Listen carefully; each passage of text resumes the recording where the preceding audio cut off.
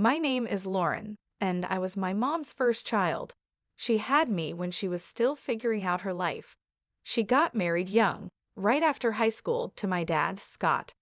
They were more focused on love than on money, which didn't work out well for long. I was still just a little kid when she met Kyle, a guy with a lot of money and a fancy car. She left my dad, took me with her, and never looked back, except to collect the alimony checks. At first, Kyle seemed nice. He would bring me little treats and let me play in his big office filled with shiny things. But my mom changed around him. She always looked at me like I reminded her of a life she wanted to forget. One evening, I overheard them talking in the kitchen while I was supposed to be watching TV. "She's too much like Scott," my mom said sharply. "Always asking questions, always looking at me like he used to." I didn't understand what she meant at the time, but it hurt to hear her talk about me like I was a problem. I loved my real dad. Sure, he lived in a small apartment on the other side of the city, but every moment with him was fun, even if we were just playing in the park or eating cheap pizza. My mom's words from that night stuck with me, and she only became more critical over time. "Can't you do anything right?" she'd say whenever I tried to help around the house or did my schoolwork in the living room.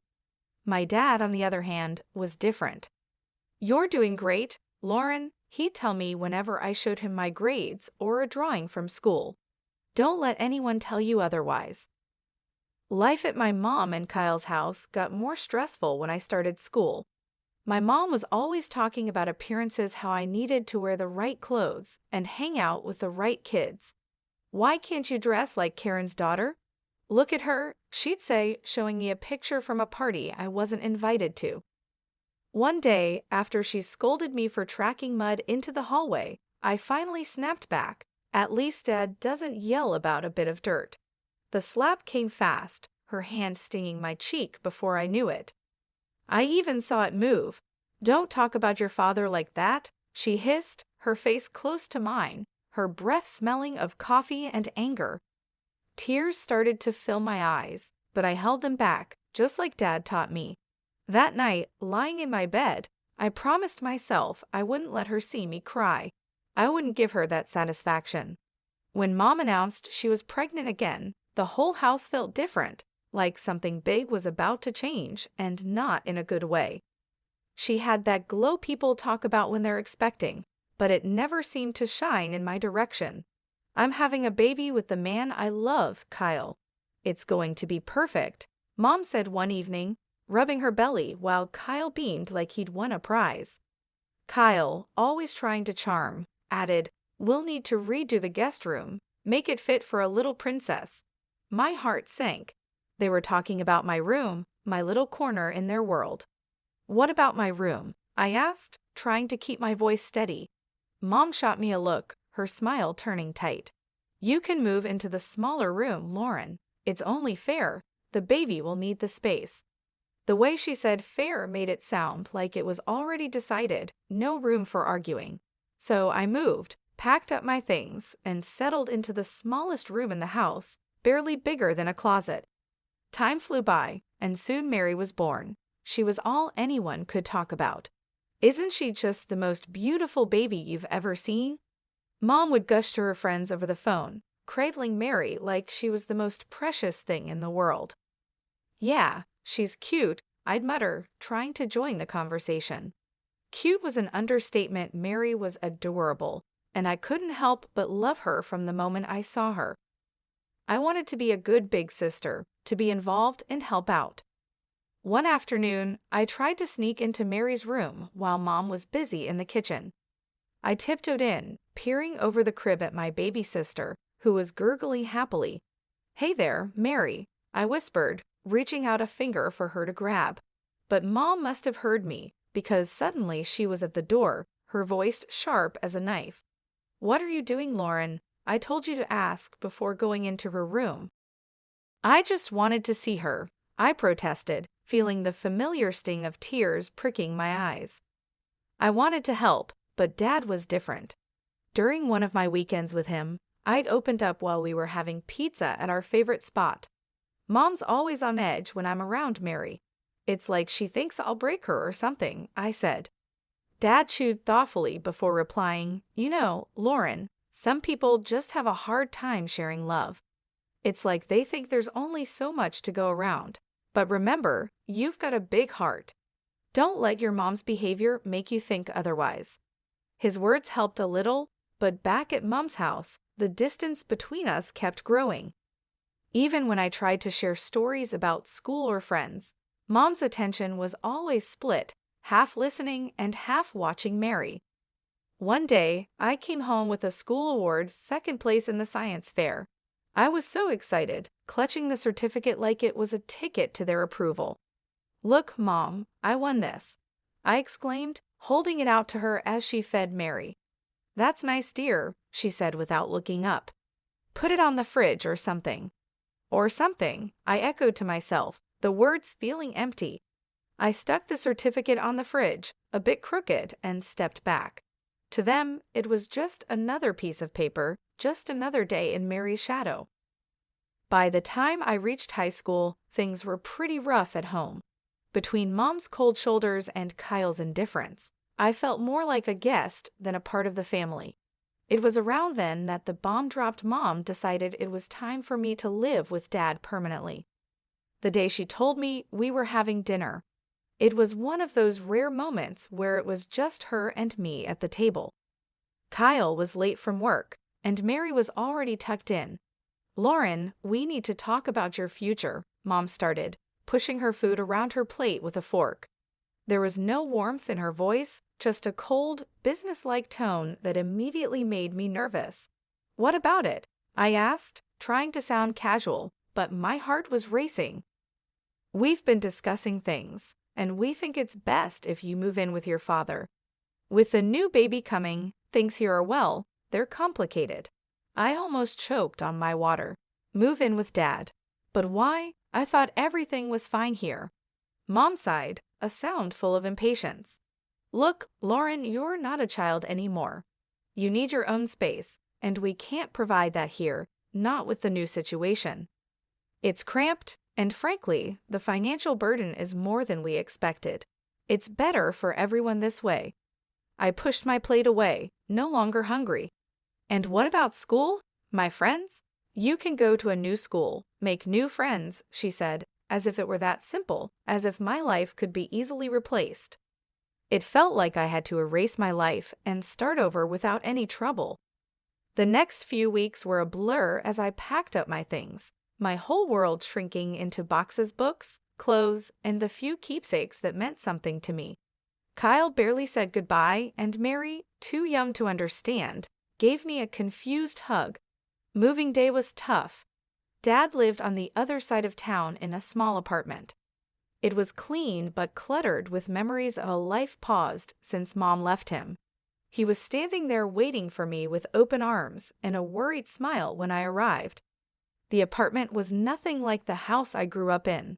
My new room was half the size of my old one, with walls that needed paint and a window that looked out at a brick wall. But it was quiet, and Dad was trying his best to make it feel like home. The first day of the new school was rough. As I walked down the crowded hallways, I could feel the stares and hear the whispers. That's the new girl, they'd say, as if I were some kind of oddity. In class, I kept to myself, doodling in my notebook and trying to block out the murmurs. When the bell rang, I was the first one out the door, not wanting to linger. At home, Dad noticed my mood. How was school? He asked, trying to keep his tone light. It was fine, I lied, shrugging off my coat and dropping my bag by the door. If it gets tough, you tell me, okay? We're in this together. You're not alone, Lauren. His words meant a lot, but the loneliness I felt was deep and gnawing. It wasn't just about missing my old friends or the big house. It was about feeling unwanted, like I was pushed out because I was too much of a burden. Adjusting to life at Dad's wasn't easy, but I quickly realized that if I didn't pull myself together, things would only get worse. One morning, I woke up, looked around my cramped room, and decided it was time to take charge of my life. No one else is going to do it for me, I muttered under my breath. Dad noticed the change in me almost immediately. Over breakfast one day, he looked up from his coffee and said, "You're looking more determined these days, Lauren. What's on your mind?" I stirred my cereal, thinking about how to put it into words. "I want to make something of myself, Dad. I don't want to end up stuck, you know." He nodded, a serious look crossing his face. "I hear you, kiddo. So what's the plan?" "That scholarship, the big one for the top students, I'm going to get it," I declared, more to convince myself than him. Dad's smile was all the encouragement I needed. I needed that scholarship, and if anyone could get it, it was me. Dad said, "Just tell me what you need from me." School was tough, with long hours spent catching up and even longer evenings buried in books.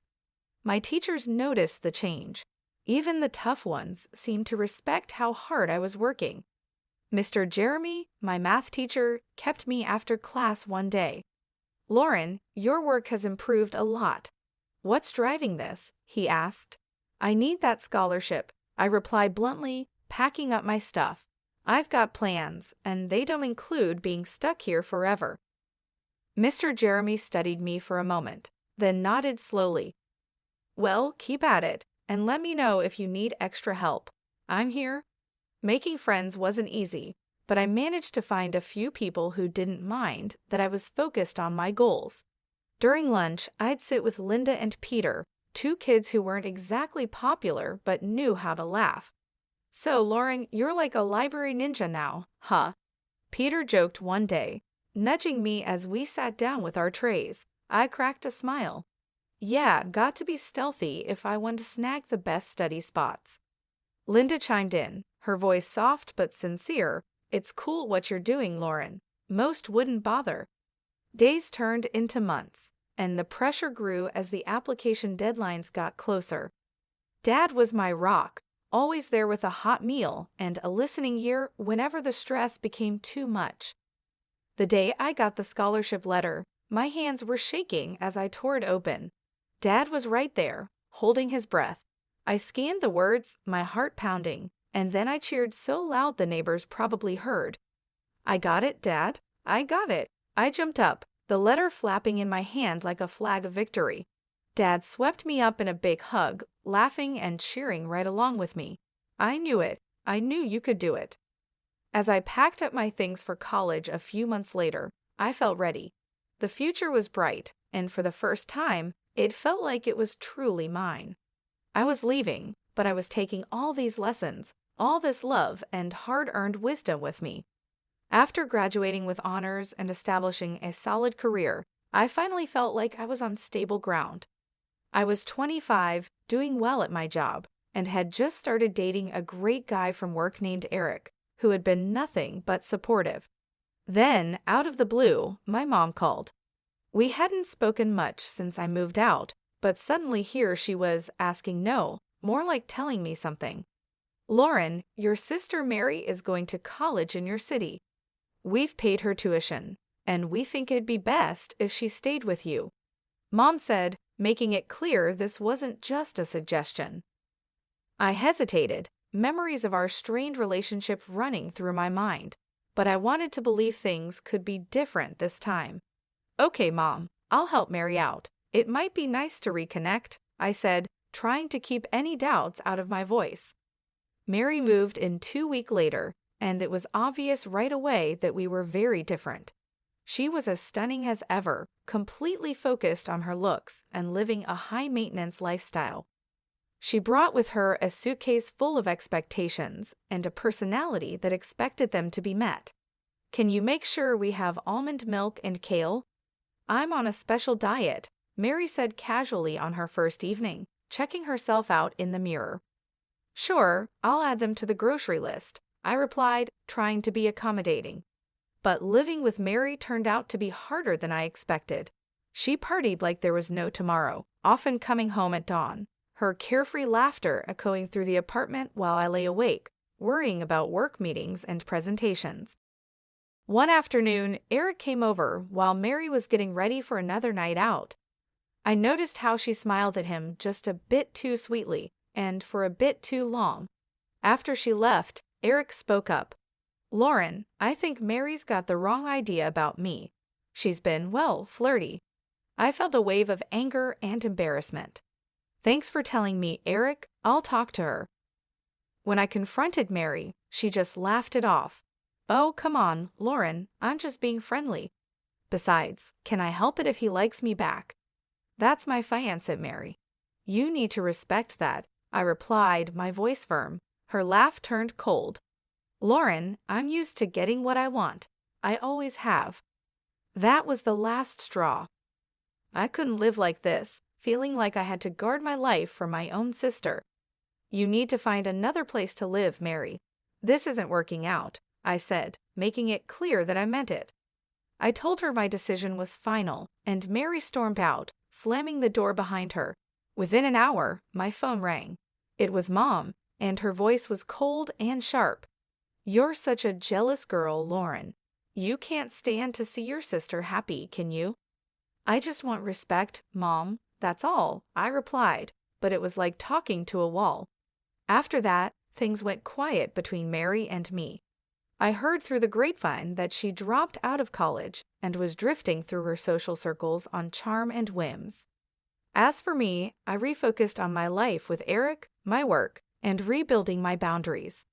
3 years flew by since I last tried to patch things up with my family. Things were going well for me, I was moving up at work, and life with Eric was better than ever.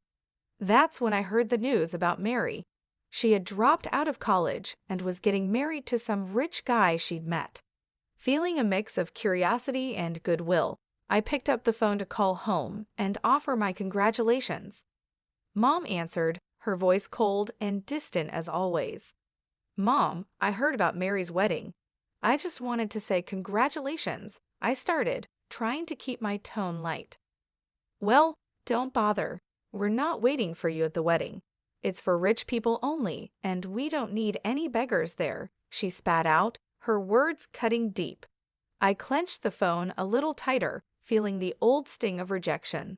Really, Mom, that's how you're going to be. What did you expect, Lauren? You've always been the difficult one. Just stay away, she said before hanging up. I stood there, phone in hand, the dial tone echoing in my ear. The hurt was real, but I wasn't going to let it ruin me. I found out later that they'd spared no expense on Mary's wedding, hiring popular artists and actors to make it a lavish affair. Time passed, and life didn't stand still for me either. Eric proposed, and suddenly I was planning my own wedding, nothing extravagant, but every bit filled with love and sincerity. I called Dad to share the news. He was overjoyed. Lauren, that's wonderful. You bet I'll be there. I wouldn't miss it for the world, he said, his voice brimming with happiness. Encouraged by Dad's reaction, I made one last attempt to bridge the gap with my mom. I dialed her number, my heart racing as I waited for her to pick up. Mom, I'm getting married. I want you to come, I said, holding my breath. Her reply was as cold as a winter breeze. No, Lauren, not interested in attending some modest gathering of losers. Count me out. I swallowed hard, fighting back the hurt. All right, Mom, take care, I said, and hung up, knowing it was probably the last time I'd invite her into my life.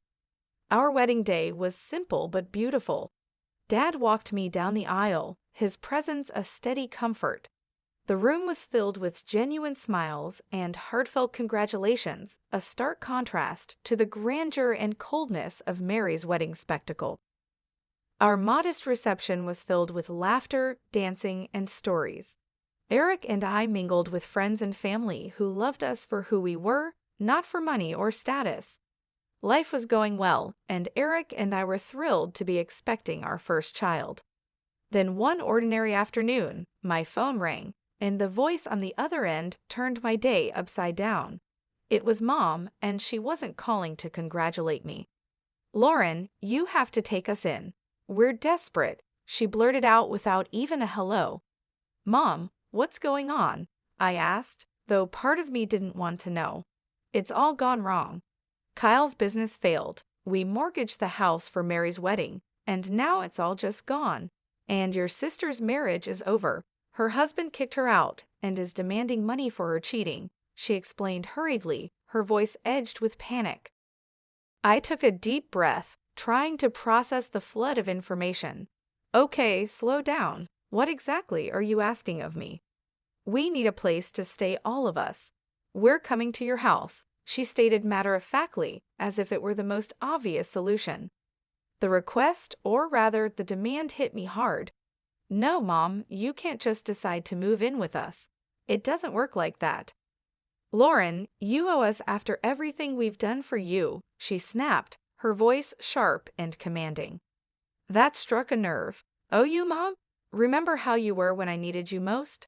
You pushed me out. You chose everything over me. And now you expect me to just open my doors. Her voice rose. You're being selfish, Lauren. Where is your family spirit? I am your mother. And you've never let me forget it. But being a mother doesn't mean what you think it does.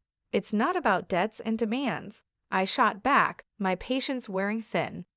Her fury was palpable even through the phone. You'll regret this, Lauren. I might even take you to court to get what I deserve. I couldn't help but laugh, but it was more from disbelief than anything else.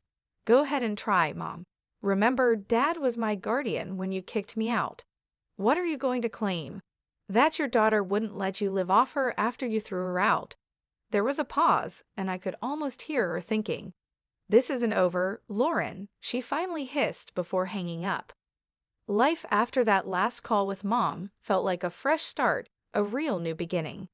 Eric and I were busy getting the nursery ready, picking out paint colors, assembling the crib, and navigating the usual ups and downs of pregnancy. It was a bright and early Friday morning, and I was setting up some baby clothes we had just bought, folding them neatly into the new dresser. Eric was drilling something in the corner, the electric screwdriver buzzing away.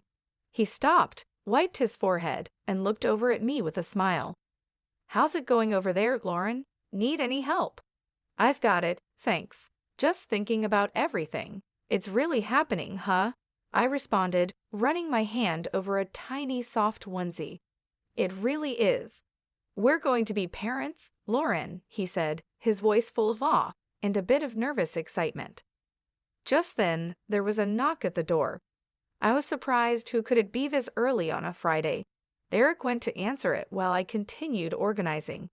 I heard voices, and then Eric called out, Lauren, it's for you. Walking into the living room, I was surprised to see my dad standing there with a big grin on his face and a teddy bear in hand. Surprise, he exclaimed. Dad, what are you doing here? I couldn't hide my delight as I rushed over to give him a big hug. I wanted to come and see how my favorite daughter is doing, and I brought something for my future grandchild. He handed me the teddy bear, which was soft and cuddly. Thank you, Dad. It means the world to me that you're here, I said, feeling a bit emotional. We sat down, and Dad looked around at the half-assembled baby furniture and the stacks of baby books.